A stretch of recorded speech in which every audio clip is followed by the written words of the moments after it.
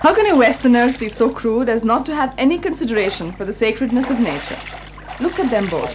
When you find water in the desert, so precious, so lovely, you just want to refreshen yourselves and enjoy it. It doesn't cross your mind that water is a divine boon.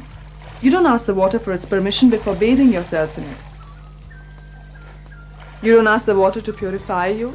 You only want to consume it. Around an oasis, we create temples for regenerating the spirit.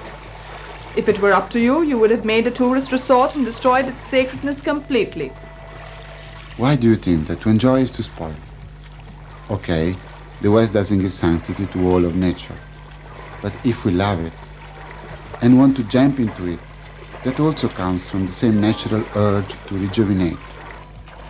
We might exaggerate in our hurry to gain it, but you, who make everything so transcendental, spoil life, the pleasure of being alive.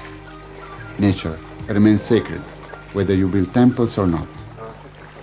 It's true that if our relationship with nature moves only through religion, then we fall prey to those who dictate through religion for their own benefit.